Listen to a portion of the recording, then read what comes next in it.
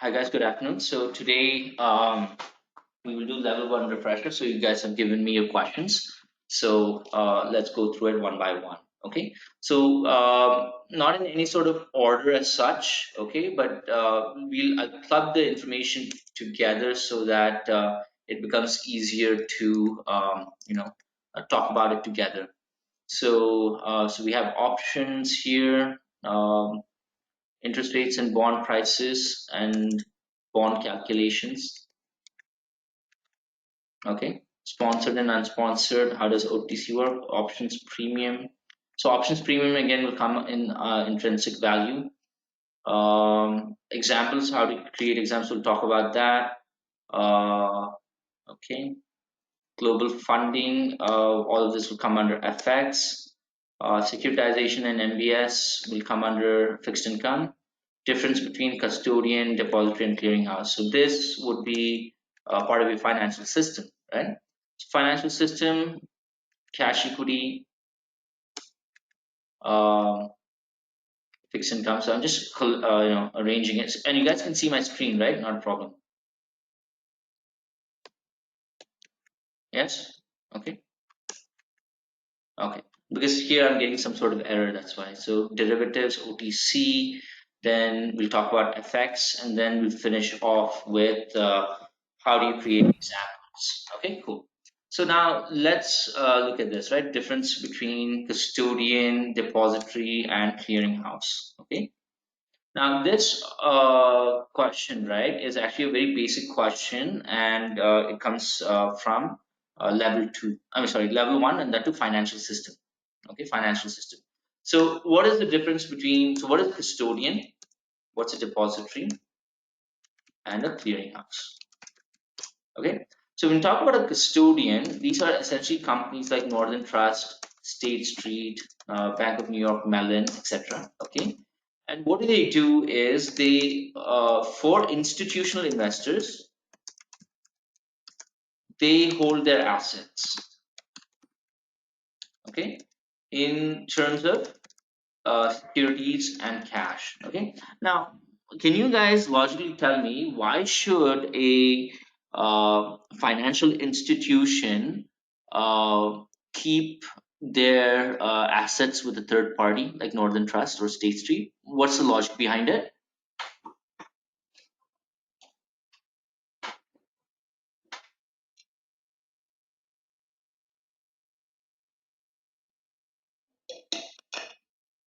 What do you guys think? What's the logic behind this?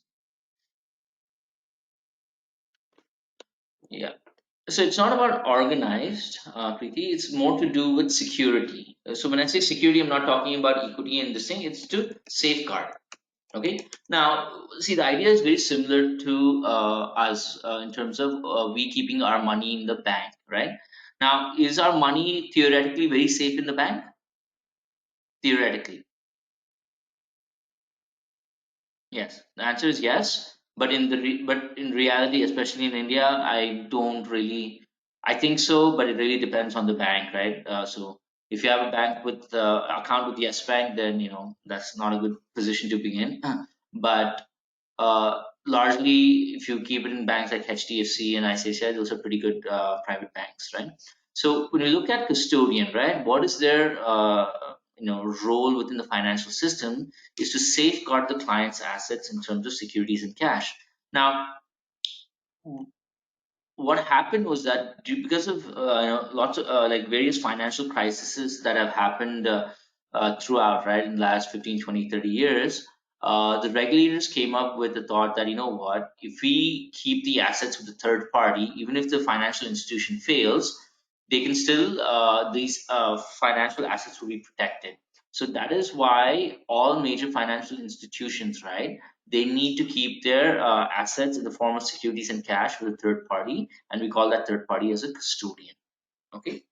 Now let's look at a depository. What is a depository? Okay. So, and we'll talk more about this in tomorrow's class. So when we talk about depository, right, what does it basically do is that they are responsible for the legal name change uh, for equity shareholders. Okay. Now, what does this mean, right? Is that if I buy, let's say, 1,000 shares of Wipro on Monday, what will happen is that there's somebody else in the market who has sold 1,000 shares in the market on Monday. So what's going to happen is that the depository's role is to remove the seller's name and add the buyer's name. Yeah, is to remove the seller's name and add the buyer's name. Okay. Yeah. Well, I think also for fixed income also is there, Saurabh, but I need to check that because I don't come from a fixed income background. But so for equity it's there obviously, but for fixed income I'm not sure. I have to check that. Okay, that's a good question. I'll check that and get back to you. Okay. Now the last one, when we look at clearinghouse, right? What do? They do what we call the process of innovation. Okay. Now, what is this innovation? Basically, the clearinghouse. Okay, they and you guys would have heard of this, right? In your college, they act as a buyer to the seller and a seller to the buyer. So what that means is that, and we'll talk more about this tomorrow, right? Is that the clearinghouse is responsible for the settlement process in the market. Okay, they are responsible for the settlement process in the market. So what does that mean, right? Is that the sellers will release the shares on settlement date to the clearinghouse. Clearinghouse will collect those shares, will deliver to the buy side, and the clearinghouse will take the money from the buy side and give it to the sell side. So that is what a clearinghouse does. Okay. So is this clear in terms of the difference between custodian, depository, and clearinghouse? Do we need to remember the names of some custodians, depositories, and clearinghouses? Yeah, Anupam, I mean, it'll be good for you if you do know that, right? It just shows that you are quite interested and that you know what's happening. So I always recommend that you should know, a Northern Trust or State Street, etc. HSBC, for example, is also a big custodian. Standard Chartered Bank is also custodian. So it is good to know all this. Okay. All right. So are we clear with the difference between custodian, depository, and clearinghouse? I forgot who asked it, but is this clear? Yeah. So very, very different job roles. Okay. So custodian, safeguarding assets, depository, changing the name, clearinghouse, responsible for the settlement process. Okay. Okay. Now let's look at sponsored and unsponsored depository receipts. Right. So when you talk about depository receipts, DRs, right? What is it essentially? It is a way to raise capital in a foreign market. Okay, it's a way to raise capital in a foreign market. So when we talk about depository receipts, right? You have various types of depository receipts like ADRs, GDRs, IDRs, etc. Okay. So, for example, an American depository receipt is when a company, let's say in India, lists their stock in the US stock exchange, like on NASDAQ or on New York Stock Exchange. That is called as American depository receipt. Now, vice versa is, let's say, an American company or American company lists their stock here in India, that is known as IDR, Indian Depository Receipts. Okay. Now, when we talk about sponsored DRs, right? What is it essentially? When we talk about sponsored DRs, is that uh, this is in this method, right? Capital will be raised from the foreign markets. Okay. Now, what happens is with the sponsored DR, okay, a sponsored DR holder, okay, will get voting rights, ownership, ownership, dividends, etc. Okay, so that's what the holder of a sponsored depository receipt will get. Okay, now when we look at unsponsored, and also let me be clear here is that it is issued by the company. Okay, it's issued by the company. Now, when we talk about unsponsored depository receipts, right, is that It's issued by the global custodian. It's issued by the global custodian, and it's traded in the OTC market. Okay, it's not traded on the exchange. And here the holder, right, will only get capital appreciation if any. Okay, if any. Okay. Now the idea with unsponsored depository receipt, right, is to maintain a price balance between both the markets. Okay, so that's the idea of unsponsored depository receipt. Okay, is this clear with everyone? Sponsored and unsponsored.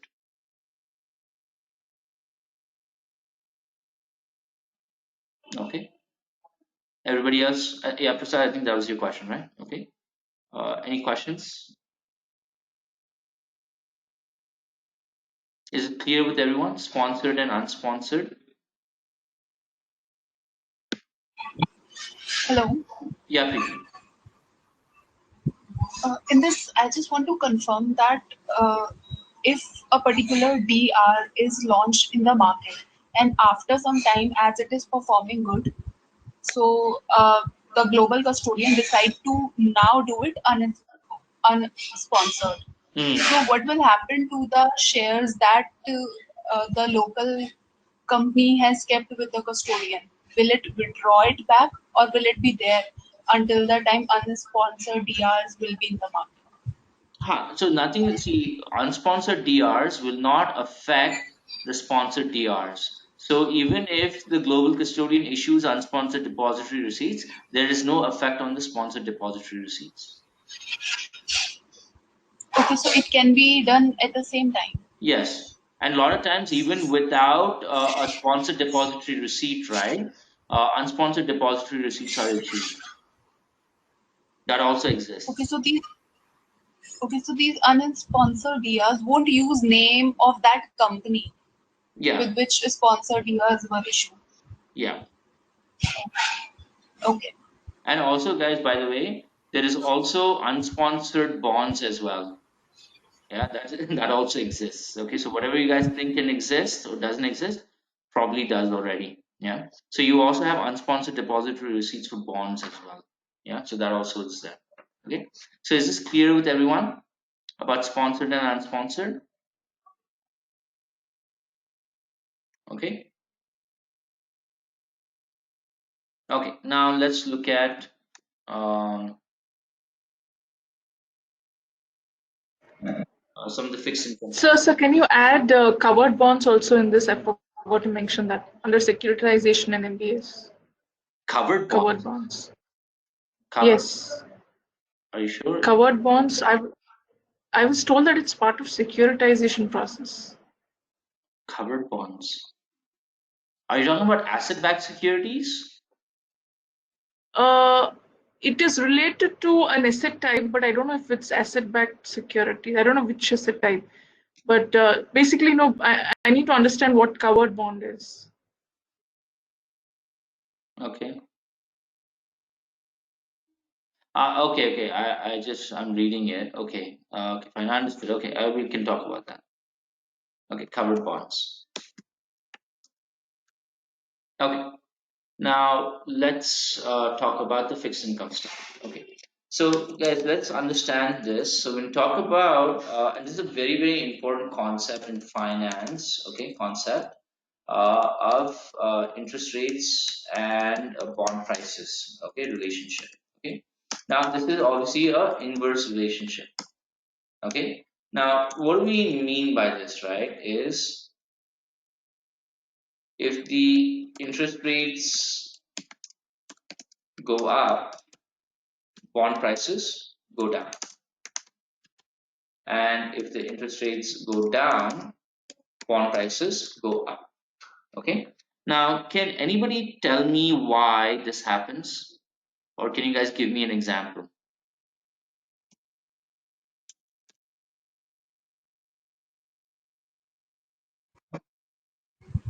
Can I try? Yeah, go ahead. Okay, so if the interest rate of a particular share is going down. Bond, not share. Okay, so if a interest rate of particular bond is going down, that means the market price of that particular, uh, like the price of the bond will go down, so that the premium a particular investor have to pay will be low because the market price will be high for that particular bond. That's why we see an inverse relationship. Kinda, not exactly. Anybody else want to try? May I try, sir? Yeah, go ahead. Prashant. Sir, I think when the cost of borrowing and money rises, I think the bond price usually fall and vice versa. So that's the main reason for both of that. Okay. Okay, so Anupam kind of got it right. Okay, so let's talk about this. Okay. So when we talk about the relationship of interest rates and bond prices, okay, now let's be clear with a couple of things. Now let's say that we have company ABC, they issue a bond, okay, of let's say 5%, okay, for 10 years with a for 10 years, okay. Now this 5%, will it keep changing? When you issue a bond, will this 5% change if it's a fixed rate?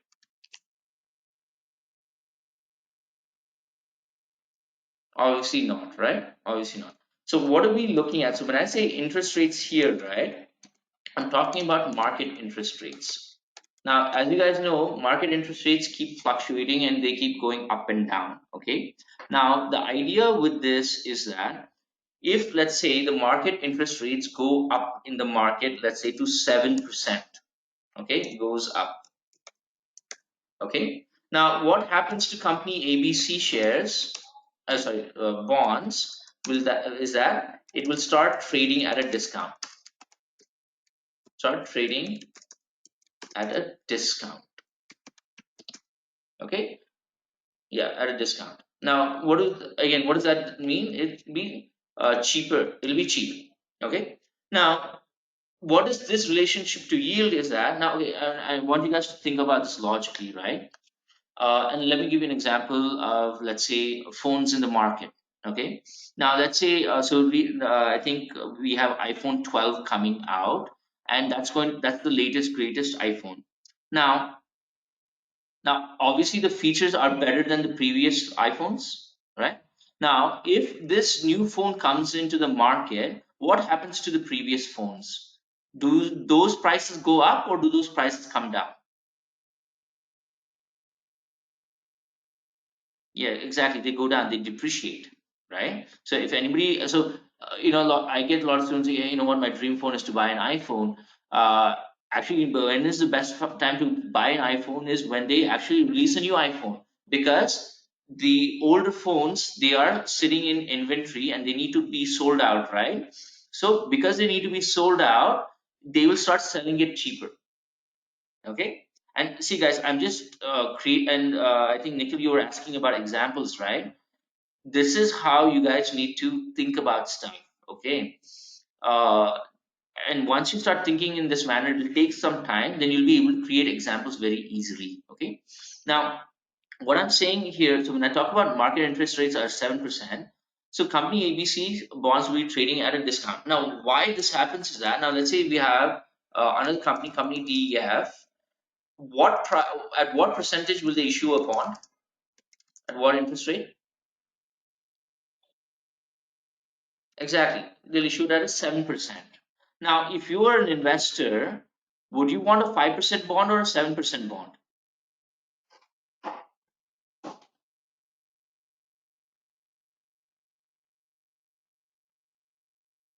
Obviously 7%, because the return, I mean, the coupon rate is higher.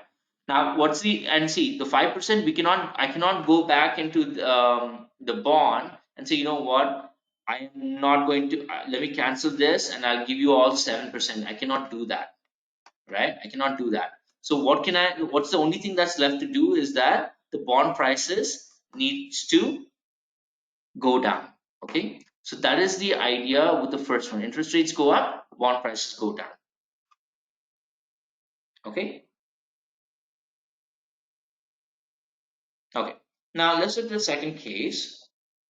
Now let's say market interest rates, and let's say they go down to, let's say, 3%. Now, if let's say, and I'm a new company, so let's say I'm company XYZ, I'm going to issue a bond at 3%. Now, would a lot of investors want to buy a 3% bond? Probably not, because it depends on the discount and all of that. But then what happens is, because the market rates have gone down in the market, right? The bond prices will go up. So what happens? Company ABC and company DEF, their bonds will now start trading at a premium. Why? Because the interest rates in the market are very low, and these are now more attractive investments as compared to a 3%. So that's why the bond price will go up, right? So if you look at this, right, interest rates go up, bond price goes down. What happens to your yield? Yield also goes up. And if the interest rates go down, bond prices go up, your yield also goes down. Okay, so inverse relationship between interest rate and bond price, direct relationship between interest rate and yield, and an indirect relationship between bond price and yield. Okay, is this clear with everyone?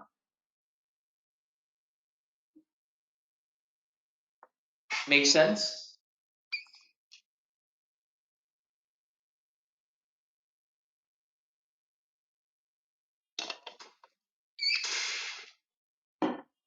Okay.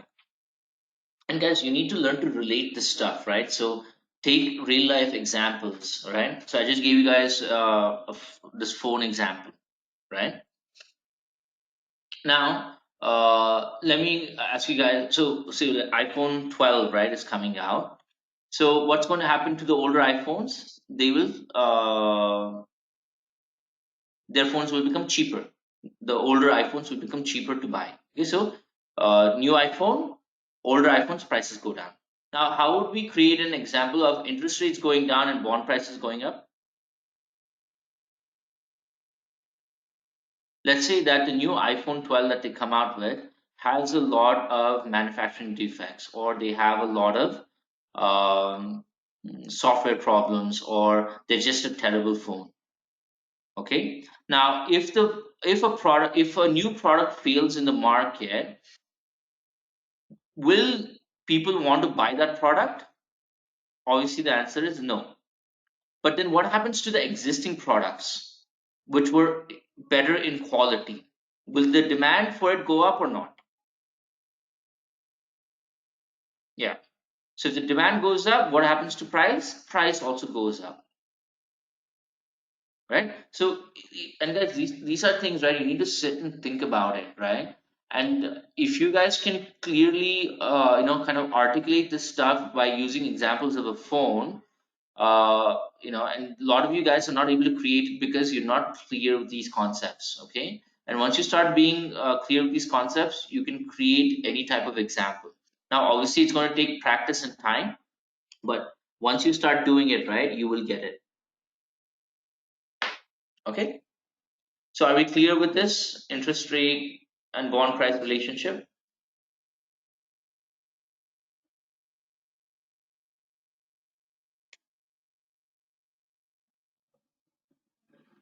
Okay, coupon calculation, clean price, dirty price. Okay, so let's say that you bought sorry, can I move on, or you guys have any other doubts on this?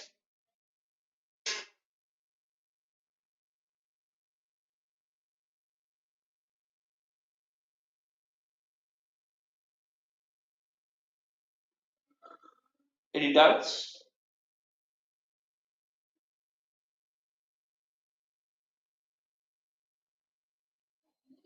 Okay, that also might happen.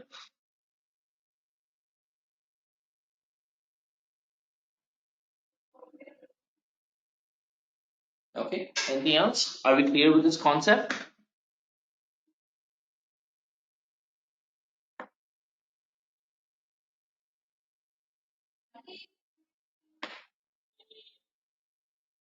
Okay. All right. Now let's look at clean price and dirty price. Okay. So now let's say that you bought a bond on 1st January 2020. Okay. Let's say the face value is $1,000 at 4% with the annual coupon payment. Okay. Now you bought on 1st Jan, and let's say that you sold the bond on what's today? Say 17th October. So let's say you sold it on 16th October 2020. So what do you need to do? What's the first step you need to do for this?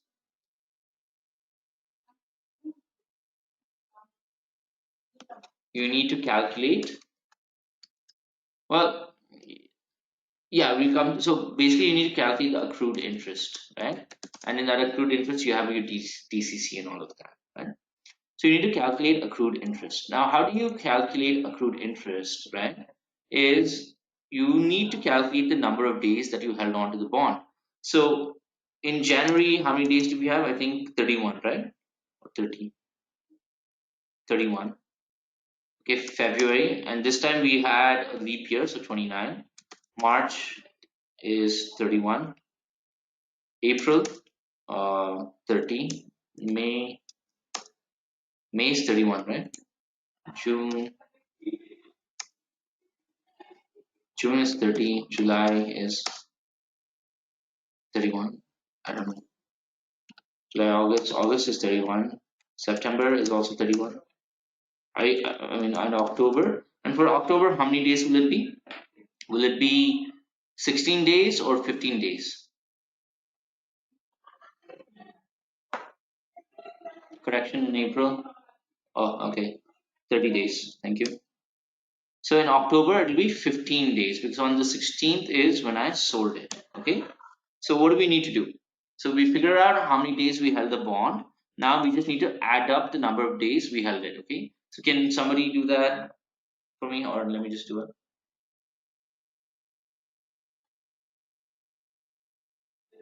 31 plus 29. September 30 days. Thank you. 29 plus the rest are correct, right?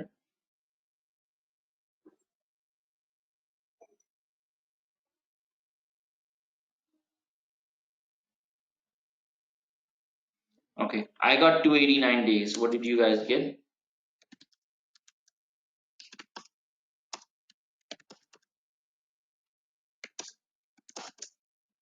288.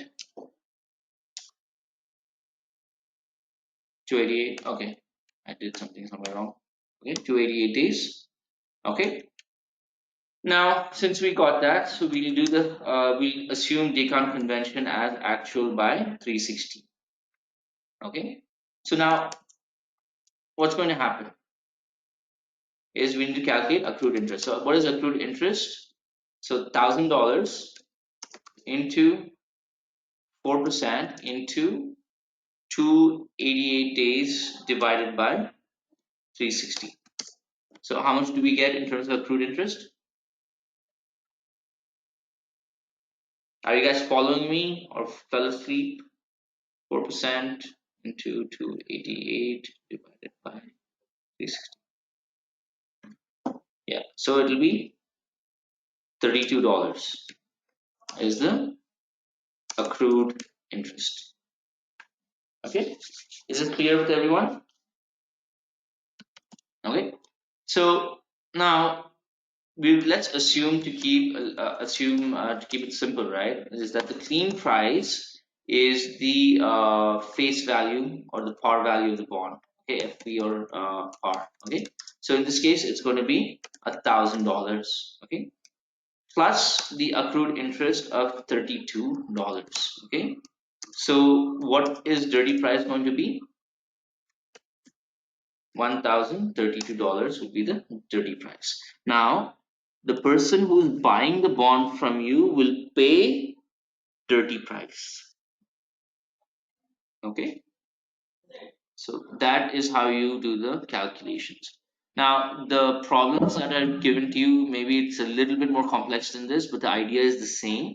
And you guys need to read the line carefully. Yeah. Then you'll be read the sum properly, and then you'll be able to get it. So What if? Hmm, what if there's a scenario like, now you've shown it as Jan 1st, 2020, hmm. but what I have bought the bond like 2 years back, but I'm selling it on 16th of Huh. in October. See, in that case, right? See, if you let's say bought it 2 years back, you would have gotten say 2018, you would have gotten for the full $40. 2019, you would have gotten the full $40. So again, you're going to calculate accrued interest from 1st Jan to 15th October. That's why a lot of you guys got mixed up. Is that you try to calculate accrued interest for those 2 years as well? No, you don't do that. That Yes. bond, that Okay. coupon payment has already been given to you, right? You're only calculating Okay. accrued interest when you sell the bond. So it is for that year. So the previous years or 10 years, it really doesn't matter. It's the Yes, present year that we calculate. yes. The day Okay. you sell it Makes from sense. so the first 2 years you already got the coupon. That's fine. Then from Jan 1st to the next this thing, till the time you sell it, you calculate the accrued interest on that. What if it's calculated quarterly, semi-annually? Same thing, right? So if it is, what do you call it? If it is quarterly, right? So again, this 4% will be again divided by 4, or it'll be 4% divided by 2. That's all. 1,000, guys. Always the interest will be calculated on the face value. Okay, so even if the bond is trading at a discount, now let's say the clean price. So in this case, so we assume here as face value. Okay, now let's say the clean price is 2,000. Okay, but let's say it is being sold at a discount, but your accrued interest calculation will always still be at a the face value at the face value. That will not change. Okay, is that clear, Saurabh? So if it is quarterly, semi-annually, you just divide that by 4 or by 2 on the interest. Now, the accrued interest calculation will be based on the face value, $1,000. Okay. Now, let's say the clean price, okay, the price of the bond is, let's say, at 900. That's also fine. So you will 900 plus 32. Exactly. Yeah, we'll follow the simple interest and not the compound interest. Okay, is this clear with everyone? Sajanya, is this clear? Yes, sir. Yes. Thank you. Okay. Rakshit, Yeah, boss. yeah. If it's sold on discount and we are calculating accrued interest, so the accrued interest would be on the face value. Yeah, that's what I'm saying. No, see, the accrued interest will always be on the face value. Okay, Okay. thank you. Yeah, so now, for example, right, let's say this is sold at discount. Now, let's say we're discounting to $900. So it'll be the dirty price will be 900 plus 32, $932.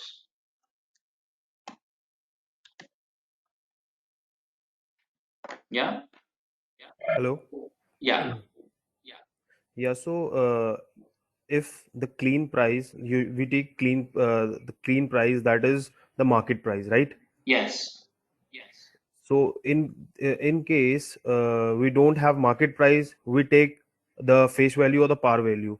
But in case we don't have initially in the question, there is no face value and we only have the market price. So the accrued interest in that case will be calculated on the market price, right? No, no. See, accrued interest will always be calculated on the face value. Now, I don't remember the problems that were given to you guys. I need to find it, but I think I had to send somebody the calculations. Let me find it and I'll email it to you guys. Then you guys can have a look But of the assignment. why am I asking this? Because in one of the assignment that is on Mhm. LMS, Mhm. in one question based on this accrued interest, so there was market price, but there was no face value. So I think there's no way that we can assume face value on our own, right? Yeah. So, but what was the market price? Do you remember? Was it $1,000 or 1,000 odd or less than that? Just a second. I think I have it. Yeah.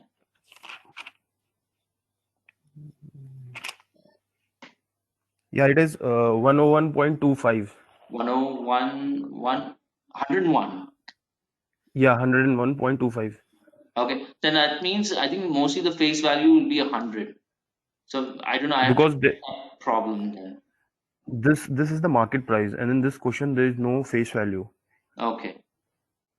Okay. Yeah, so I'm not understanding this. Only this. Otherwise, everything is clear. Okay. So we can't. I think we can't suppose the face value. We can't take any random number, right? No, you cannot. Yeah. So this is the thing. Okay. Okay, cool. If you could send me the screenshot of that, right?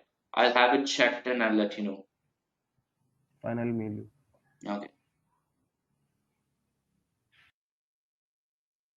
Cool. All right. Are we clear with this? Bond calculations? Okay.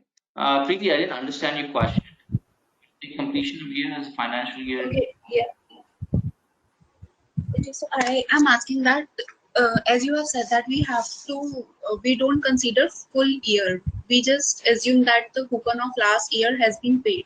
So Yeah. if it is not given, but still it is given in the question that uh, it is happening for some years. So should we consider financial year as the default year? Like, should we consider that the last coupon was paid on March? You can do that. See, in a lot of this stuff, right, you kind of have to do some basic assumptions, but you can do that. That's fine. Okay, so that means if it is given that we have to calculate the accrued interest, then we should start from March and then calculating forward. Yeah. Okay. Okay. Thank you. Sure. Okay. All right. Now let's look at securitization and mortgage-backed securities. Okay. Now, when we talk about securitization, okay, this is basically what we call as financial engineering. Okay, financial engineering. Okay, so what is this is that when we talk about securitization, they're taking illiquid assets, okay, such as home loans or loans in general, okay, loans, and they're converting these loans to a tradable or marketable security. Okay, tradable or a marketable security.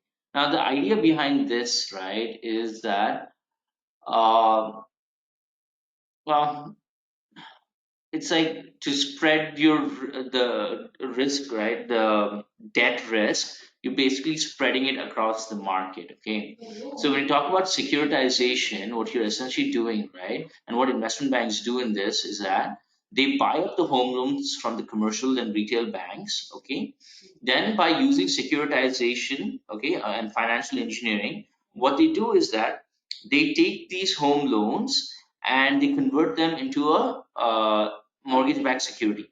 Okay, and what they do is that in this mortgage-backed security, they have different tranches. Now, tranches means the credit worthiness of these home loans. So you have a very high, then a medium, and a low, and based on that risk classification, they sell it to investors. So those who want the safest will obviously buy the highest this thing, and those who want very risky, like hedge funds, will buy the lowest. So that's the idea of securitization. Now, when we talk about mortgage-backed securities in specific, they're taking home loans, converting those loans into a marketable security, and selling those securities in the market. Okay, that's what we mean by mortgage-backed securities. Okay, now when we talk about asset-backed securities, The logic is the same, but the difference here is that in asset-backed securities, it is other types of loans. Okay, like a vehicle loan, okay, commercial vehicle loans, um, credit cards, education loans, etc. Okay,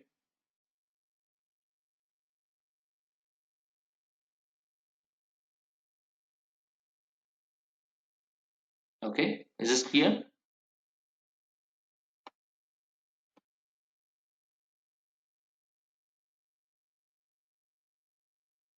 Okay. So just reading about these covered bonds. So covered bond is actually again they are debt securities, okay? And what these are, again, they also go through the process of securitization, okay? And what happens is that, they're using the word covered. So what happens is that in case there's a failure from the issuer, let's say the investment bank or the mortgage company, they can cover claims at any point in time. Okay, and there's certain stuff related to legislation to protect the bondholders and all of that. So that's what we mean by covered bonds. So Sarojini, I need to read about this a little bit, but from what I'm just going through here, it is a way to actually protect uh, MBS holders against the possibility of default. Okay, that's what I'm able to understand from this. But I need to read a little bit about it because I've not come across it before. So if you want, I can send you a write up about it a little bit later. Sure.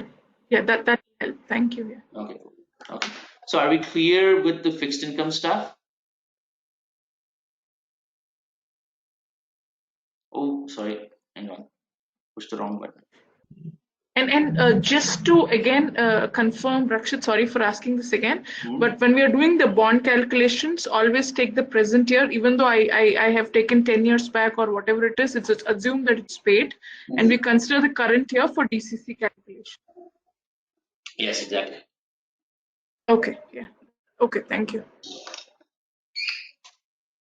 And Rakshit, so securitization, it consists of all the loans, and MBS is just home loans, right? So yeah, so MBS is specific to home loans. Asset-backed securities. Now, in asset-backed securities, it's not assets, but rather commercial vehicle loans, education loans, credit card loans. They are securitized and sold in the market. Okay, oh, I got it.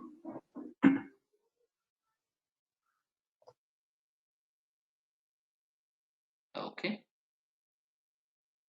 All right.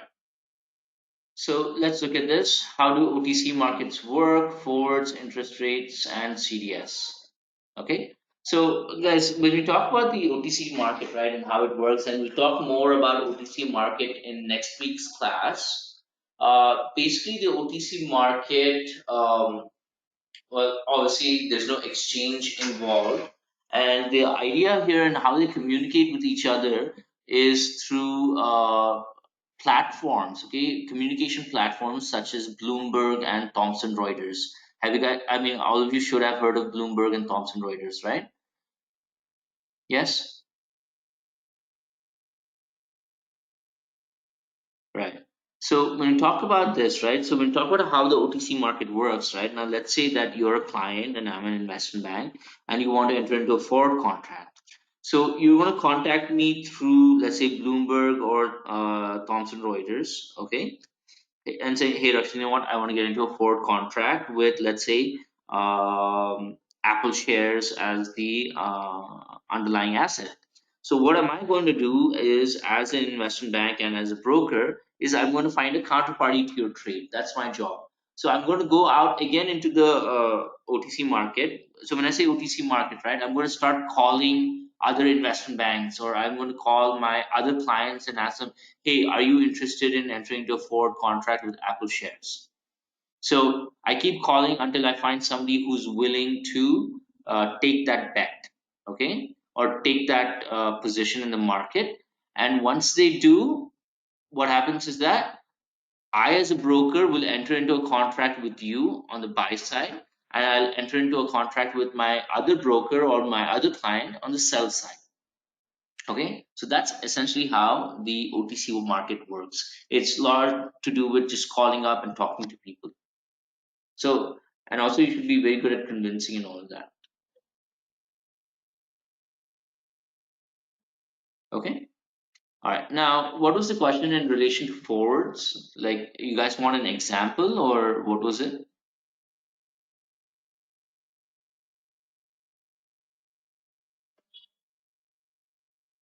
What was the question on related to forwards?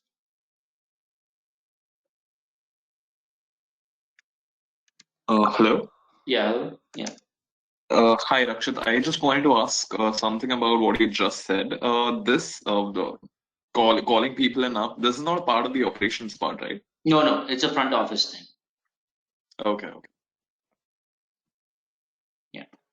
It's a front office thing, but I mean, depending on the job profile and all of that, right? You will speak to clients and all of that. But the clients on the operations side. So, for example, let's say you enter into a contract with, let's say, a hedge fund. A hedge fund will also have a middle office and a back office. So you're going to talk to them.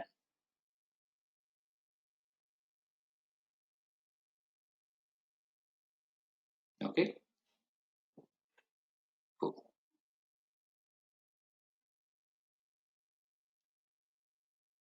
Okay. All right. Are we good with understanding? See, OTC market, it's that, I mean, when we talk about exchange, right, there's a lot more complexity to it because millions of people trade, but OTC that way is a lot more simple, right? So you call up people, talk to them, see if they're interested. Okay. So for now, let's talk about forwards. Okay. Nobody asked me, I mean, the question is not specific. So if, let's say, you're talking about examples, right? So one of the things that a lot of you guys are not able to do is create examples, right? So when we talk about a forward contract, and if I ask you, equity is the underlying asset, you guys have to construct your example, right? So how do you construct your example? So you have to uh, define what is derivatives, what is a forward contract, and then give an example.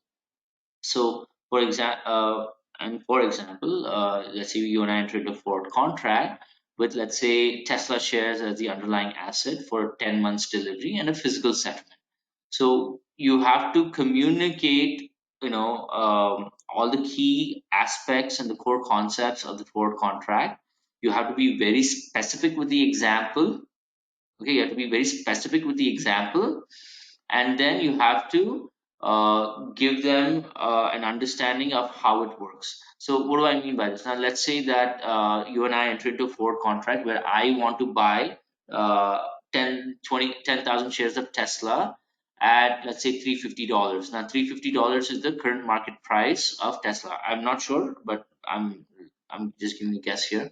$350 at Tesla 10 months from now. Now, 10 months from now, there are only two possibilities in price. Either it can be above 350 or below 350. Now, irrespective of the market price 10 months from now, I will buy 10,000 shares of Tesla from you at $350 per share. And I will pay you, what is it? I think $3.5 million for the 10,000 shares.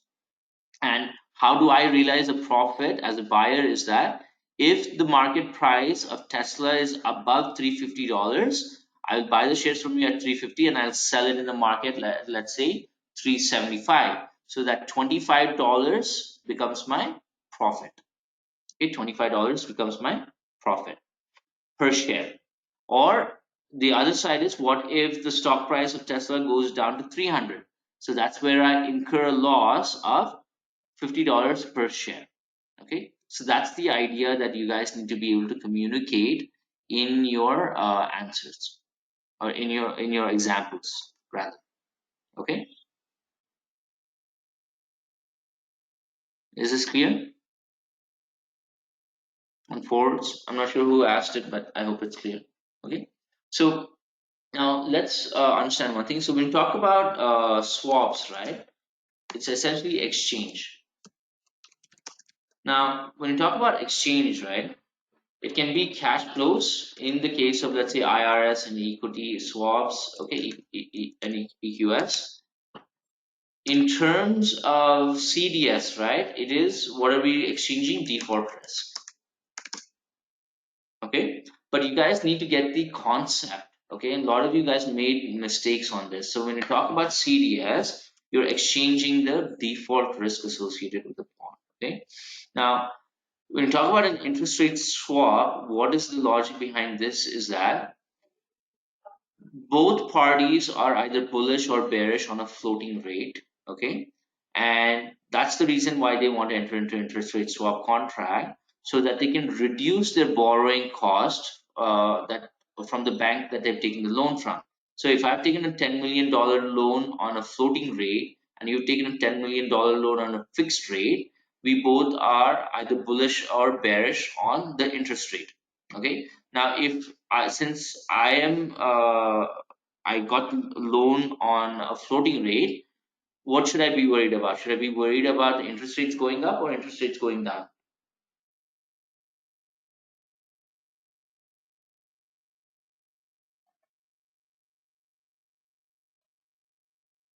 What do you guys think?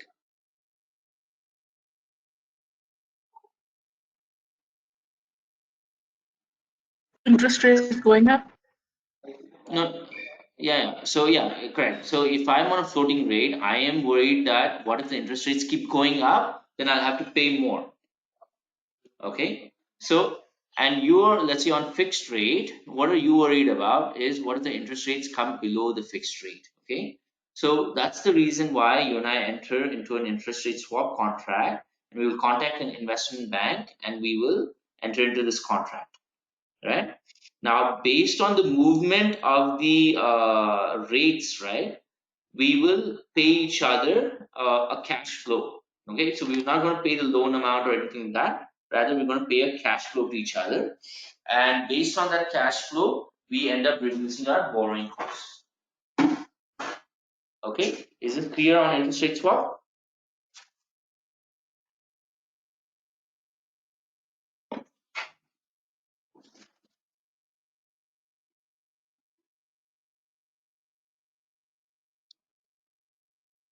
Make sense?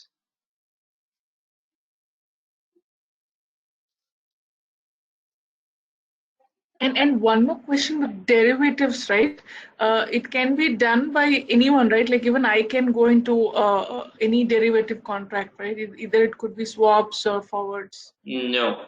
Good question, but the answer is no. So retail investors are not allowed to trade in the OTC market because of the risks associated in the OTC market. Okay. So if you want, you can enter into a futures and options contract on the stock exchange, but that's pretty much it. But you cannot enter into a swap contract. You cannot go to, let's say, an SBI and ask them, hey, let's do an interest rate swap contract on my home loan. They're going to look at you as if you are mad. So it is Right, only right. restricted to the OTC market, especially the swap stuff and the forward contracts. Okay. So for futures and options, I can execute, but not forwards and swaps. Yes, exactly. And we'll talk Okay. about that in next week's class about how do you actually enter into a OTC contract, what's the criteria to meet, etc. So we'll talk about that in next week's class. Okay. Is this clear with everyone?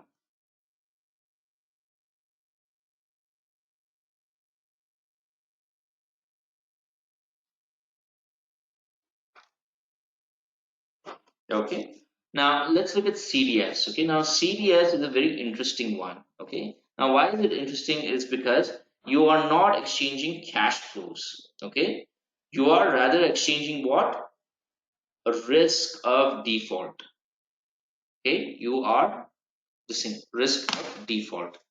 Now, what are you worried about is that if you are a bond holder, okay, if you're a bond holder, you're worried that, hey, what if the company does not give me my money back?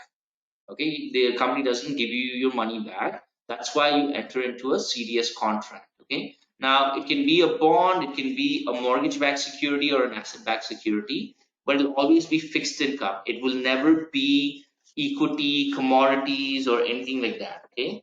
And I explained this to you guys, and I broke up that word credit, right? And I explained it to you guys. But still, quite a few still made mistakes in relation to this. Okay. So let's be clear here is that when we talk about credit default swaps, the underlying asset will always be a fixed income security. It will never, ever, ever be anything else. Okay. Is this clear with everyone?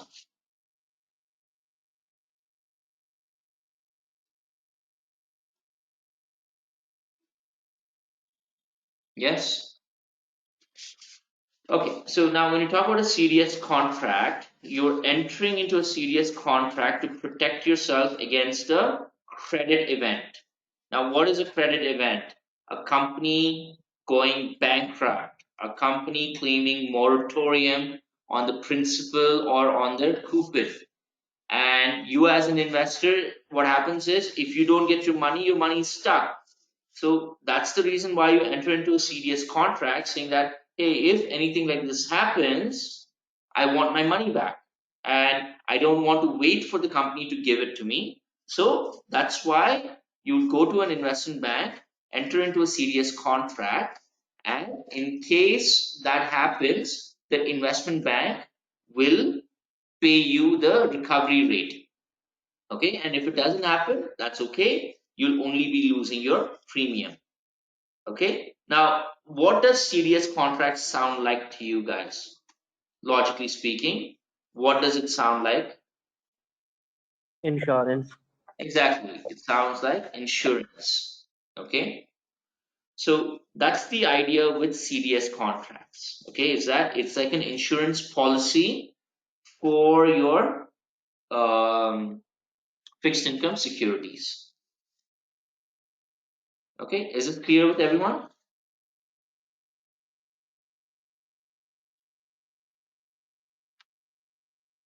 Makes sense? Any doubts on this? Okay, I heard a lot of strange answers. Okay, and I was not very happy. Actually, if you guys were okay, why would the IB want to take that risk if there are chances of defaulting? So, Sunny, let me ask you another question. Why would an insurance company take the risk of collecting a low premium but covering for such a huge amount? What do you think? May I answer? Yeah, go ahead. Go ahead, Piyush. Because insurance companies pooling a large sum of money, Mm. and there is a possibility that only a small fraction of people will require that money. So out of that pooling of money, insurance company is making a huge amount with itself. Exactly, right? And by the way, guys, insurance, right, is a very, very profitable business. Very, very profitable. Because see, what's the probability of everybody claiming on their policy at any given point of time? What is the probability?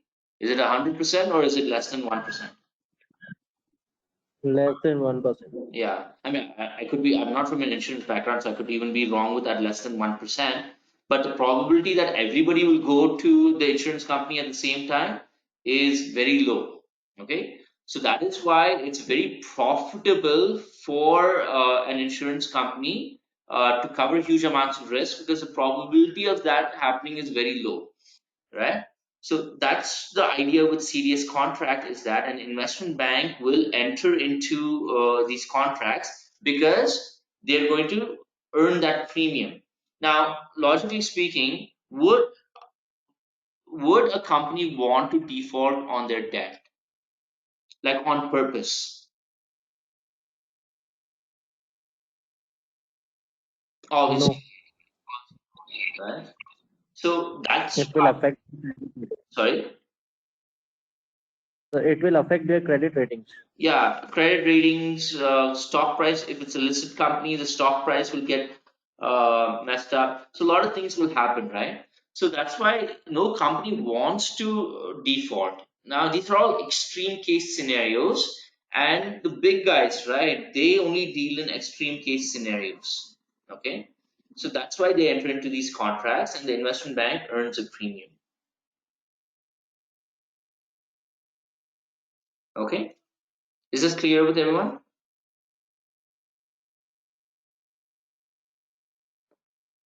Yeah, Michael Burry, yes. He was one of the few who called the 2008 financial crisis, and he actually hedged himself against it. And you know what's the funny thing? He actually went to Goldman and all of that, and bought the CDS contract from them, but they thought he was joking. Like, why would this guy ask for it? And they were more than happy to give it to him because they were giving him at a very, very high price. But he knew he was right, and he held on to it, and he ended up making billions and billions of dollars for him and his clients. Yeah.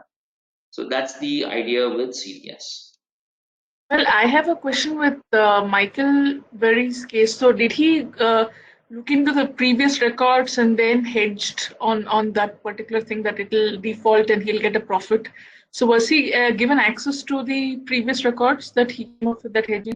No. He did not get access and all of that. But what he did was that he started researching about like basically the housing market was booming in the US, and all these guys and MBS and ABS were being sold in billions. Okay, so what happened was that he started noticing that the default rates across the country were starting to rise, but they were still under the permissible limits. Okay, but then he understood from an economic side that the interest rates would keep going up.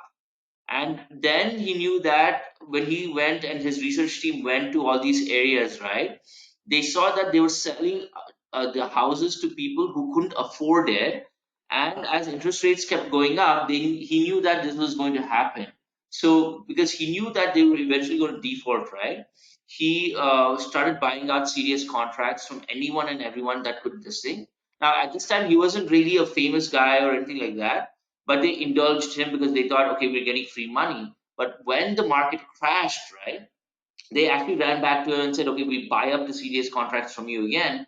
And then that's when he made a killing by selling those CDS contracts back to companies like Goldman Sachs for billions of dollars. Okay. But you guys should read a lot about the 2008 financial crisis. It's very, very interesting. But I lived through it. It was not fun. Very scary. Thought I would lose my job and all of that, but luckily didn't. And guys, just as a heads up, if you work in the world of finance, when the market crashes, what happens to your job? Even if you're sitting here in India, yes, there is a very, very high chance that you will lose your job. A lot of my friends did in 2008, yeah. And actually, the funny thing is, right, we never understood this, okay? When 2008 hit, we thought, oh, okay, fine, it'll be New York, London, or whatever, nothing's really going to bother us. Oh gosh, what has happened? Nothing really bother us. And then one day we get a notification that the guys in London, New York are getting laid off. Then Bangalore is going to happen, and we were all terrified. And actually happened. And when it happened, right, it was such a shock that we didn't know how to react. And a lot of my friends or my colleagues, I would say, I have very few friends. A lot of my colleagues actually they lost their jobs, and on that day, right, they actually went home crying because they didn't know what to say or do. A lot of my friends got the same, colleagues rather, they lost their jobs, and it does happen. They did bounce back on their feet after some time, but obviously, it's very emotional, and it's also very demotivating. Yeah, it's very emotional and very demotivating as well. Okay, and I hope it doesn't happen to anyone, but uh, be ready. Yeah, unfortunately, that is the problem that we are largely dependent on the US economy, but we'll see. Hopefully they'll change. Okay. All right, cool. So are we good with all of this, the OTC stuff, forwards, futures, options, etc.? Okay. All right. Now let's talk quickly about options and then FX as well.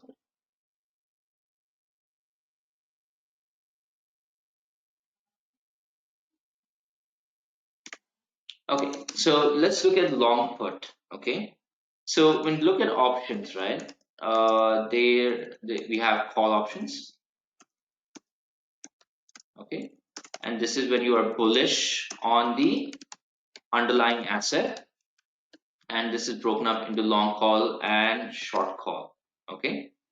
Now you have put options, right? And this is where you are bearish on the underlying asset. Okay.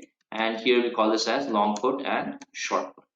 Now the idea with put options, right, is that you're expecting the price to go down. So let me guys give you an example here, right? Hang on, let me pull a real life example. Okay, let's look at Reliance. Reliance has been up and down like crazy. So let's say that we take Reliance long put option contract. Okay, now you got to understand one thing: when you're holding a long put option contract, right, you are again expecting the price to go down. Okay, now let's look at the strike. Okay, current market price is 2,175.80. That's what I have on my phone. Okay, so that's the current market price of Reliance. Now, let's say that you bought Reliance shares on Friday. You bought the shares, okay? Now you want to enter into a long put contract. Now, let's say that you decide the strike price to be, let's say, 2,100. Okay, that's your strike price. Now, what are you worried about is Reliance shares going down. Now, let's say by 30th October, I think whatever is, let's say by the end of the month, the stock price of Reliance goes down to, let's say, 1,980. Okay, is 1,980 is the market price. So what does that mean is that you can sell Reliance shares at what price? At 1,980 or at 2,100?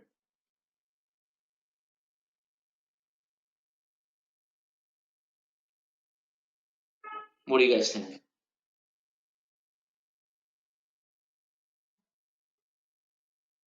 Exactly. No, not expired, sir. You can actually sell it at 2,100 strike price. So you kind of end up protecting yourself from the price drop. Okay. Now we'll talk about the exercise expiry. Sorry. Okay. So basically, what you're doing is you're protecting yourself. You're bearish on Reliance. So you enter into a long put option contract expecting the price to go down. And because the price goes down, you can sell your shares at a higher strike price or at the price that you entered the contract with. Okay, that's the idea with long put. Now with short put, what's the idea here is that this guy's bullish on Reliance. So that's why he wants to enter into the contract. Okay. Now on 30th October, let's say the market price, for example, will be 2,200. Now, will you sell this? Will you sell it at this time? If the current market price is 2,200 and your strike price is 2,100, you will not, right? You will expire. So that's the idea of long put and short put. Now, when we look at it, sorry, from a graphical representation, right? Sorry, the graph is going to be like this. it'll look like this. Okay, so it will be the opposite of long call. Okay, and short put will be like this. Okay, so unlimited So losses. this strike price is nothing but the price that I have quoted and it's on my contract, Yes, right? Whether I'll buy it or sell it depends on the situation. yeah, on the current market price. Okay. Okay, so guys, okay, let me give you guys an example, right? Let's say that you want to buy a phone, right? You want to buy a phone. Let's say you want to buy the newest iPhone. Okay, let's say it costs 1 lakh. But what are you worried about? Let's say is that after let's say 2 years you want to sell the phone, right? Now what are you worried about? Getting the a good price for your phone 2 years from now. So you can enter into a option contract, long put, saying that you know what, 2 years from now I'll sell my iPhone, but maybe at a higher price than what is in the used market for phones. Okay, so that's the idea with this long put and short put. Okay, long put, you are bearish on the underlying asset. You're expecting the prices to go down. Okay, is this clear with everyone? Makes sense? Yes. No. And one more thing, Rakshit, when I was looking at the graphs, right? So Mhm. for put option, right? Put option is nothing but you're selling it. Mhm. So there is negative points, and then it goes to standard premium, right? That's what you just drew Yeah. right now. Yeah. And for put option buy, it reduces, and then there's a standard premium that goes with it, right? So the premium that you pay it once and it's constant. But now depending on the market price, let's say your long call, though if the price of the asset goes up, okay, price of the asset goes up, then what happens is that you become profitable.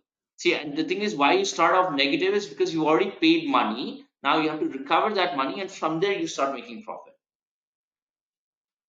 Okay. Okay. All right. All right, now let me talk about option strategies. Now, guys, with option strategies, right, there's a lot of different types of strategies, and you guys don't need to know all of it, okay? And if you do, it's good for you. But basically, what are these strategies, right? Is so it's a combination of long. So I've taught you guys already four: long call, short call, long put, and short put. So these are the four basic strategies, okay? Now you can add this with in the money, at the money, and out the money. So you can, let's say, buy a in the money call option and sell an out of the money call option. Okay, so that is one strategy. And then you can do this, uh,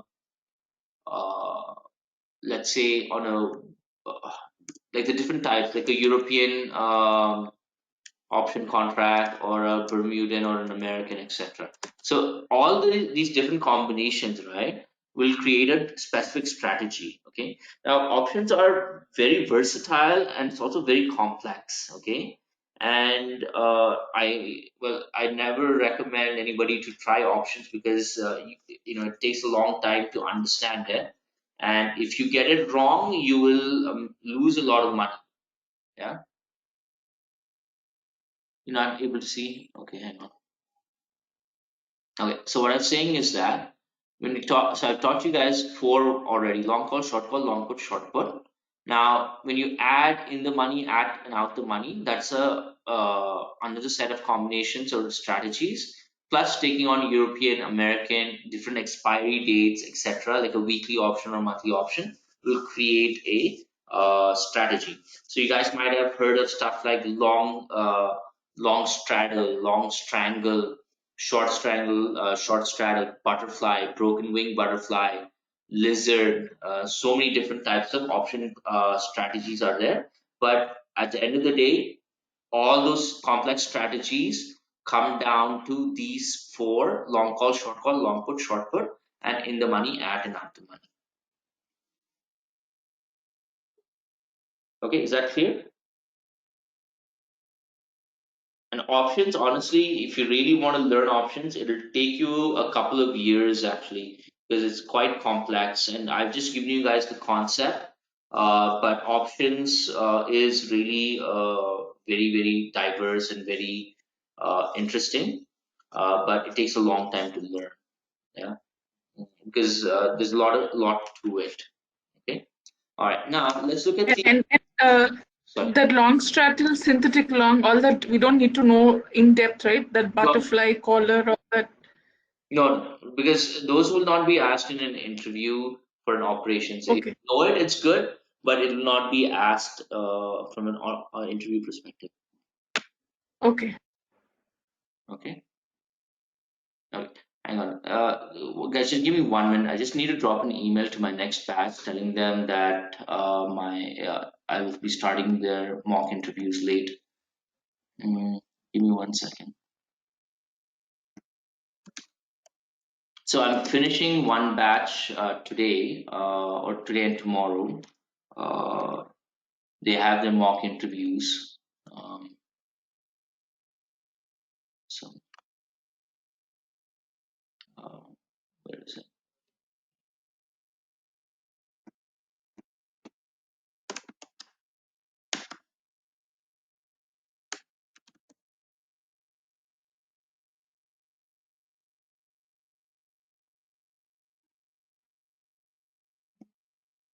Yes, they said.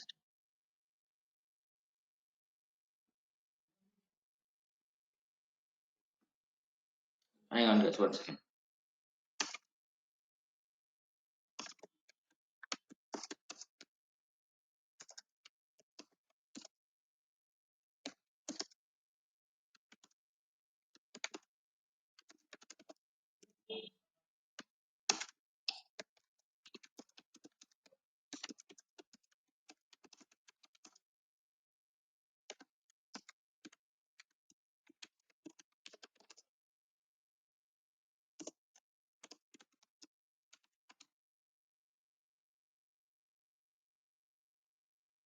Okay, it will only come to me.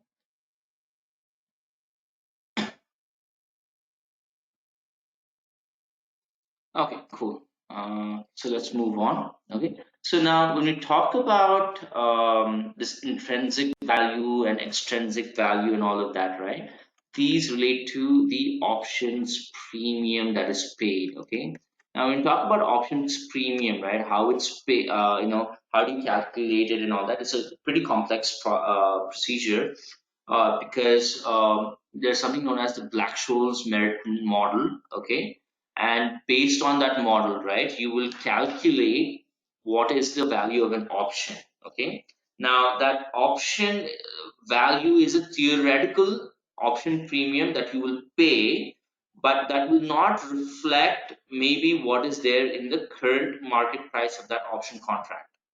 Okay, now traders and these big investment banks, right, they use the these Black-Scholes model and all that to understand whether a option contract is maybe overvalued or undervalued. Okay, and if they feel that it is over or undervalued, right, they'll enter into they'll end up either buying these contracts or even selling these contracts. Okay, so when we talk about intrinsic value, intrinsic and extrinsic value both go hand in hand. Basically it helps you to understand what is the kind of premium that you have to pay. Okay, so that's the idea with this intrinsic value and extrinsic value and option premium. And you have something known as, have you guys heard of Black-Scholes model? I think the MBA guys should have heard about it, right? Even in MBA, they didn't teach you guys this. Okay. But the Black-Scholes model, right, is the stuff of nightmares. It's a really, really complex one. It takes hours and not even hours, couple of days to just understand the formula. Now, luckily, because of technology, uh, you can just put in the values and it'll automatically calculate it. But it's a very, very complex formula. And don't worry, you don't need to know about it. You don't need to remember it. again, as an operations person, you don't need to know how a option premium is calculated, but you need to know what are the different types of options, what are the different types of expiries, what is strike price, and what is market price, etc. Okay. No, Preeti, you don't need to remember the formula. It's anyway, it takes a couple of days just to understand the this thing, the formula itself. It's very complex, so you don't have to worry about that. Okay, is it clear with everyone with options? Any other doubts with options?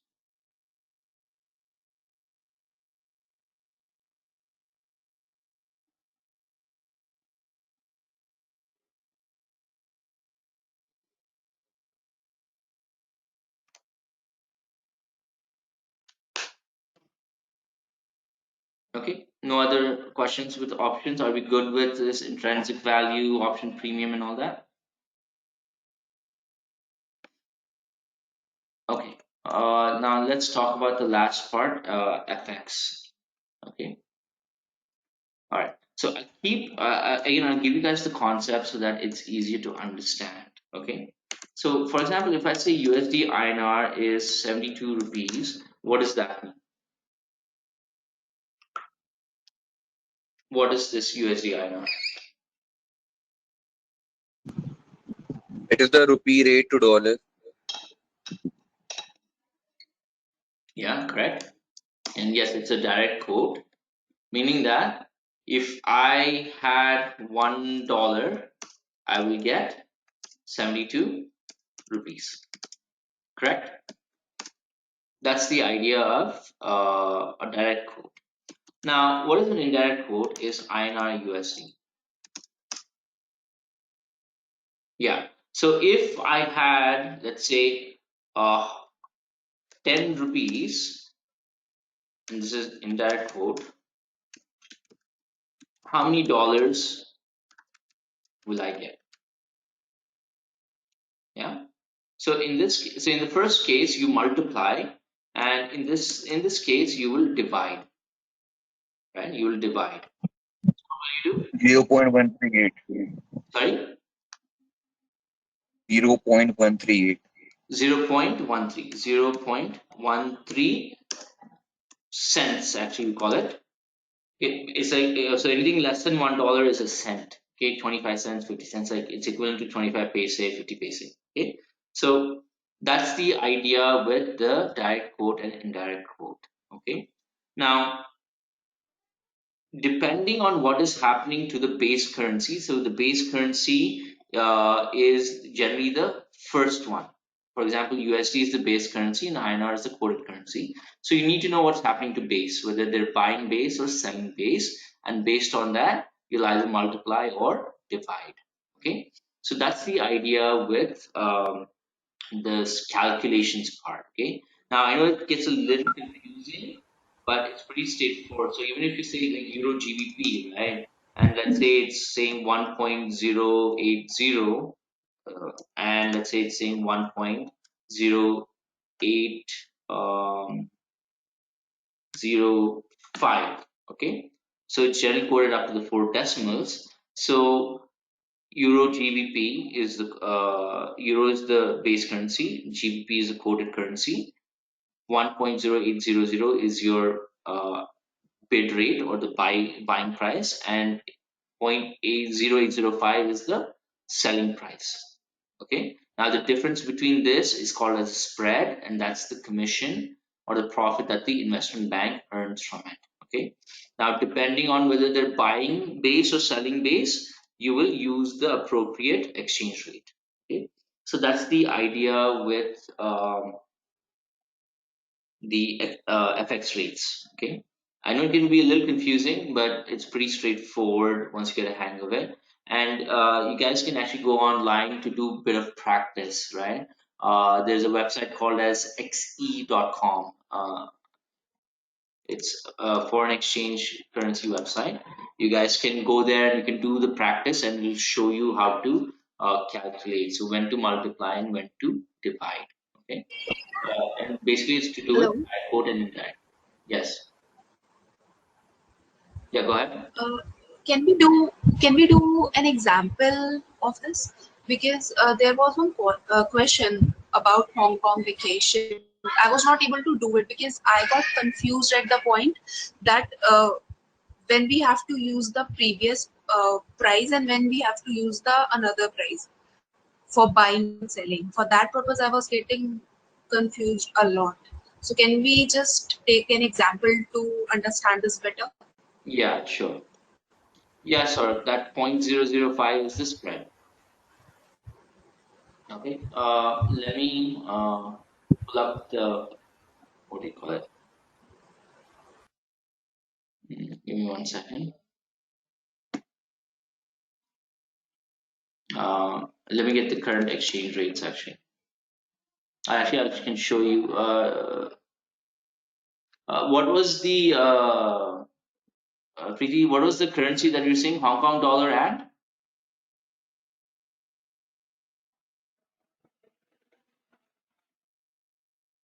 INR. Okay. Okay. So I'll make your life easier. Okay. So if you go to xe.com, right? So this is how the conversion looks like. So you have to look at from which currency you want to. So from Hong Kong dollar to to rupee. So 1 Hong Kong dollar, if you convert it, how many rupees would you get? Is the answer, or is the question. So 1 Hong Kong dollars equals 9.47 rupees. Okay, and 1 rupee, and if you guys look at here, it's your indirect quote here at the bottom. Is that 1 rupee is 0.10 Hong Kong dollars. Okay. Yeah, app is also available, right? So now you have to. So if it's saying, let's say, buy 10,000. What's it? So let's say you have 10,000 Hong Kong dollars and you want to convert that to rupee. So if you take the current exchange rate and you will get, so 10,000 Hong Kong dollars will equal 94,760 rupees. So basically you're multiplying. Okay. Now you can also switch this. Now let's say you have 10,000 rupees and you want dollar for it, right? How much will you get? It will divide at that time. That is 1,055 Hong Kong dollars. Exactly. Right. So it's not too difficult. It's more to do with practice. So guys, at the end of the day, it's multiplication and division. Okay. And also from an interviewing perspective, I'll be honest with you, they don't ask stuff like this because it's not something that an operations person needs to do. Okay. At least in the 4 years that I've been here, no student has ever been asked this. At least from what they have told me. Okay. Is this clear?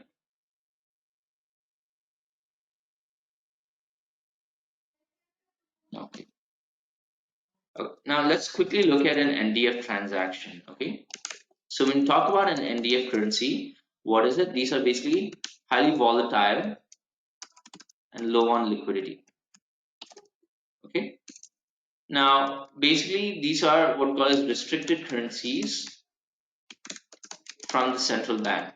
Okay. So the central bank of the country says that, okay, we're going to follow the NDF methodology. So what is the NDF methodology? Is that the NDF currency will be flattened out. So what do we again mean by flattened out is that you will not pay in the NDF currency. You will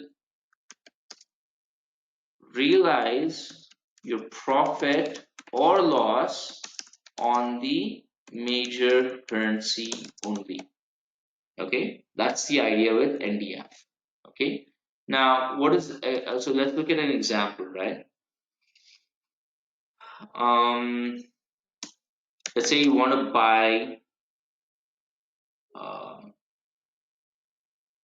let's say 500,000 US dollars. Okay, and let's say the current exchange rate is 72 rupees. Okay, so if I want to buy, now listen carefully, I want to buy $500,000 from you. Therefore, what do I need to give you? What do I need to give you? If I want to buy from you dollar, what should I give you?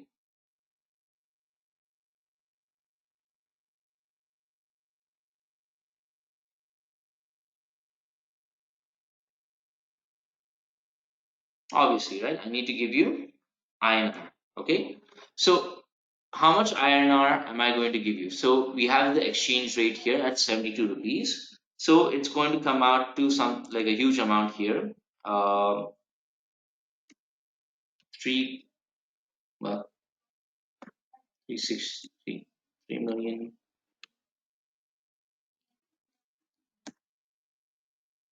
Hang on.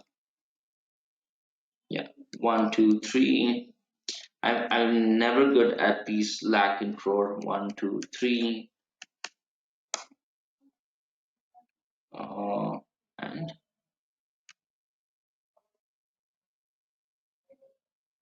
36 million. Yeah. So 36 million rupees, okay, or 3 crores, 60 lakhs, okay. So what else? So what is going to happen? So I'm going to give you 36 million rupees, and you're going to give me $500 million, okay. Now, because this is an NDF and we have to flatten it out, right? What happens is there is a fixing date and a fixing source. Now, your fixing source is nothing but the central bank. Now, what happens is that on settlement date -2, 2 days before settling this particular transaction, the RBI is going to publish the fixing rate. Okay, publish the fixing rate. Now, let's say the fixing rate is rupees 70. Okay, so everybody in the market will have to use 70 rupees to settle the NDF transaction. So now how do we do that, right? So I gave you 36 million rupees. So how much should you give back to me? How much should you give back to me?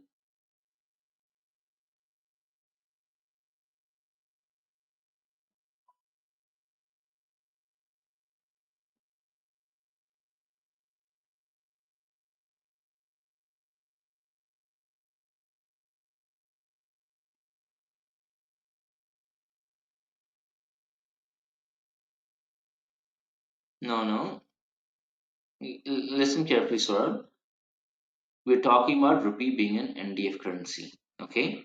So I gave you 36 million rupees. Okay. And we need to flatten it out, right? NDF needs to be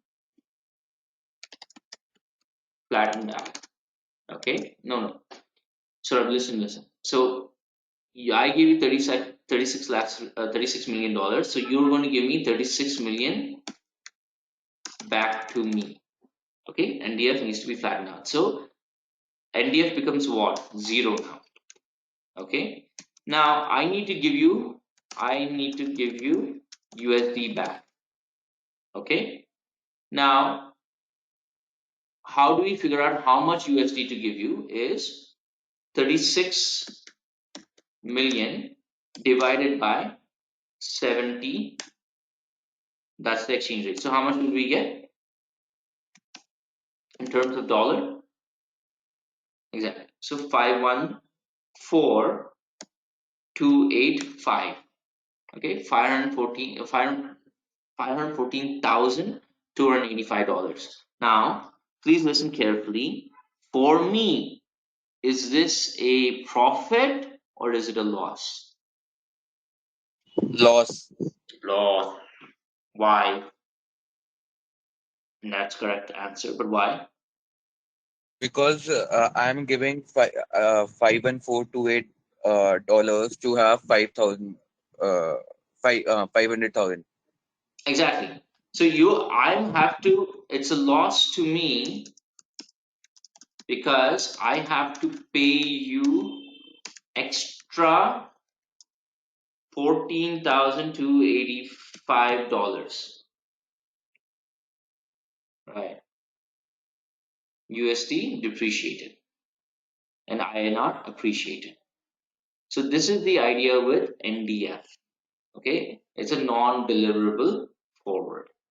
Basically, you cannot settle anything in an NDF. This thing, what do you call it? You cannot make payments in NDF currency.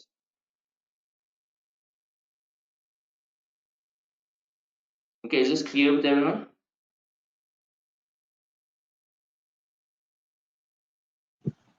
Rakshit, is the same way Western Union money transfer work? Yeah. See, when we talk about in the real world, right? How this works is that, see, Western Union and all that. What happens is you go give them rupee. They will hold your rupee. They will convert your rupee. They'll go to a bank actually, and they'll convert that rupee to a dollar, and the bank will forward that dollar to your beneficiary. Yeah. So now the idea with NDF is, right, when especially talking about imports and exports, right, we're not allowed to pay in rupee because it is a restricted currency, and also it's not very liquid and all of that. So uh, you have to pay in the major currencies like dollar or GBP or euro. So the logic is the same, even with Western Union, and even if you go to a bank, is that they'll take your rupee, they'll convert it to dollar, and then they'll make the ongoing onward payment. Okay.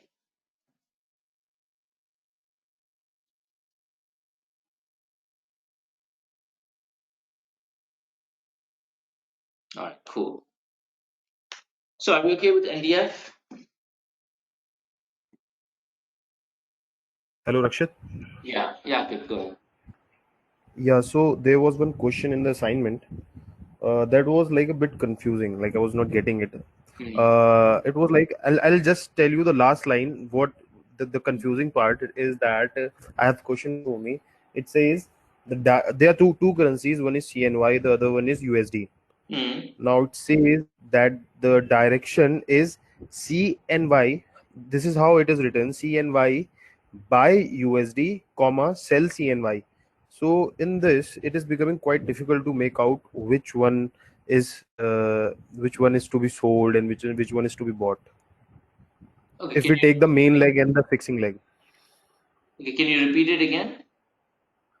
yeah, it says the direction says CNY buy USD, comma sell CNY. Okay, so your CNY comma buy USD. No, it is CNY buy USD, comma sell CNY. Correct. No. So if you're buying USD, you have to sell CNY. Okay, so it is in this way. Yeah.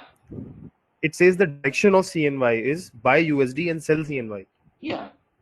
See, if you're buying one currency, that means Okay, obviously you have to sell the other currency. because these commas play a very important role, and after direction CNY there is no comma, so it makes difficult to interpret. Okay, okay. But is it clear Yeah, now? yeah, fine. Okay, okay, Because just because of this, I got my answer wrong. okay. Yeah. Yes, sir. So if you're selling, obviously means you're holding. Okay. All right. Now let's look at the last part, which is global funding and capital repatriation. I really love that word repatriation. Sounds very fancy. Okay. So what does global funding mean? Does anybody know? Have you guys heard of this term before? Investing in foreign market. Okay. It could be investing in foreign markets. What else? It is basically converting the domestic currency into the foreign currency for any Different purpose. different investors from different countries investing in the same pool. Who's shouting so much?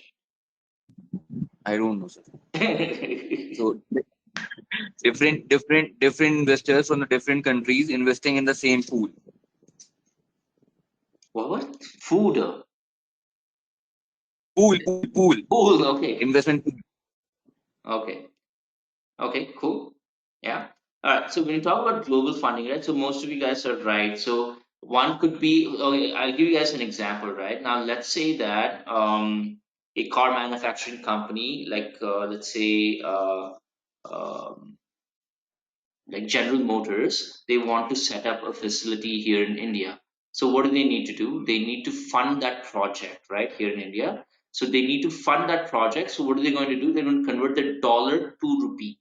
Okay, so they're going to pool that money in. So they might take it from various investors, or if they have their own cash, right? They're going to take that money and they're going to convert that into rupee or reserves, and they're going to convert that and they're going to bring it into India. So that's a global funding. Okay. Now, what is capital repatriation? So repatriation means to send back.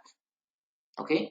And what that means is, now let's say GM, they've set up their business and all that, and let's say after 5 years the company has become profitable here in India, so they want to transfer the profits back to the parent company, the one in New York or in the US. So when they return the portion, it could be the entire amount or it can just be the profits. So when they return that money back to the parent company, that's known as capital repatriation. Okay. So funding means they could even be funding a project. They can pool that money from various investors, and they can set up a facility. All those things are correct. And but capital repatriation specifically means returning the money back to the home country. Okay.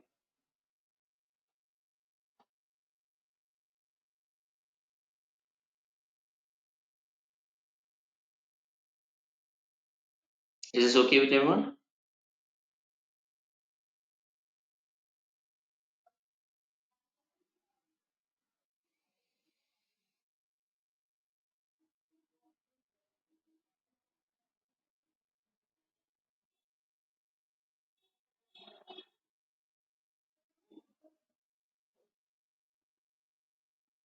Okay, cool. All right. I think this is it. Any other questions? So, and guys, My question is, yeah, Piyush, go so ahead. my question not so my question is not related to any of the topics. It is just a general question. Uh-huh. Like like as we see in the current trend, the US market is also going down day by day. Mm. Situation is getting worse. Europe is again going under lockdown. Mm. So will it affect revenues in the investment banking sector also? No, I don't know about that because I don't see if it was already supposed to be affected, right? We would have already felt it at the beginning of the lockdown, okay, way back in March, April, okay. But business has been usual, and I don't know if you guys keep track of the what do you call it, the earnings of the investment banks, but JP Morgan killed everybody. Goldman Sachs also did great, right? So I don't really see any issue on that side. Honestly, I don't see any issue on that side. And so the week before the last week, like 2 weeks before, we had a session on soft skills. Mm-hmm. So in that, ma'am asked, just put up one question, that where do you see yourself after next 5 years? Mm-hmm. So I want, what are the promotional avenues to be a realistic in the interview regarding this question? And what are the promotional avenues in investment banks, and how we'll be performing there, and the basis of what will be promoted and what will be the role there? Okay, see, roles will be different and it all depends on your skill set and what you want to do. But largely, what all of you should be looking at is in the next 5 years to become subject matter experts. Because, see, you're becoming a subject matter expert is what will carry you for the next, 15, 20 years or however long you want to be in an investment bank. But it's very, very important that you guys look at becoming subject matter experts because that's how you solve problems, and because you solve problems, right, that's the reason why you are going to get promoted. Okay, so I would say a safe answer is to become a subject matter expert. Now becoming a manager or a director in 5 years is a little unrealistic, okay, honestly. uh, has it happened? Yes, but I don't know all of your capabilities and all of that, right? So a safe answer is that you will be a subject matter expert.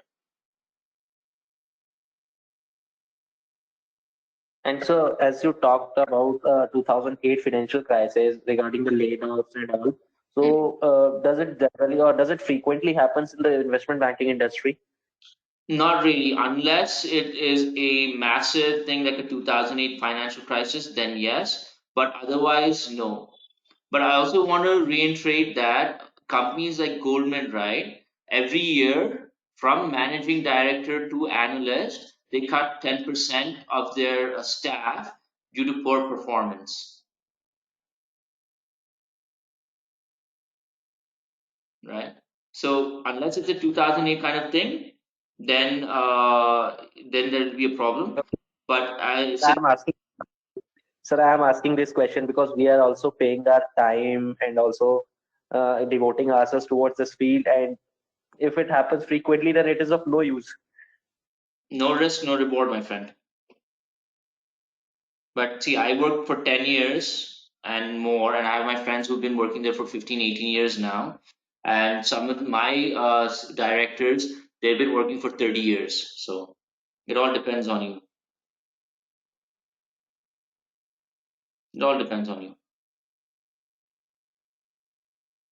Okay, sir.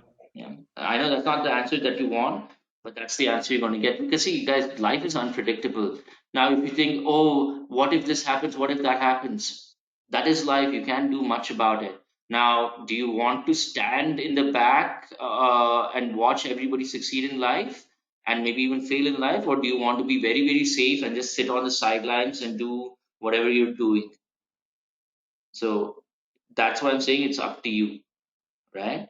Is that Yes, sir. if you are dedicated, if you're hardworking and you want to do something with your life, then this is the place to be.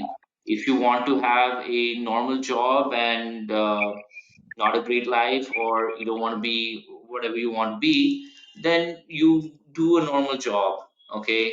And there's nothing wrong with that as well, okay? So it all again depends on you and how ambitious you are, right? So if you're not ambitious, it doesn't matter where you are, you won't do well. Okay. Yes, sir.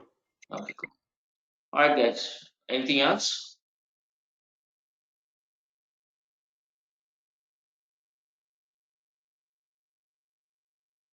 Yes, sir. Speculate, hedge, arbitrage can definitely save you. All right, and we thought, and guys, the stuff to do with this career stuff, right? This is the first batch in a long time has who so hyper worried about everything. Don't be so worried, okay? Things will happen, good things will happen, bad things will happen, and largely why I'm saying that you guys don't need to worry about it because you guys are all freshers. You come at a low cost, yeah. And if anything happens, it's not the junior guys who go, it is either the top guys or the middle level guys like me, right? So you guys don't have to be so worried, oh my god, this happens, that happens. Life is going to happen. You guys need to be strong and you guys need to be dynamic to handle it, right? So that's why I'm saying you guys don't need to be worried because if anything happens, even in 2008, the maximum number of people who left were directors, MDs who've been working in the company for 25, 30 years. They were the first ones to go because they are at a higher cost. People like me who are analysts at that time, we didn't lose our jobs because we were very small in the company and our salaries were not that high. Okay. All right, guys. I have to step off now. I have to take mock interviews for the next batch. So that is not going to be fun. Okay. And I hope you guys are studying every day because even the Viva scores were quite terrible. And if you guys are very serious about getting placed and all that, you guys need to start pushing yourself and you guys need to start doing the hard work. It's not magic, or I'm not going to place you just because you know you attended the program. You guys have to work hard. Okay. All right. Thank you guys. Take care. Bye.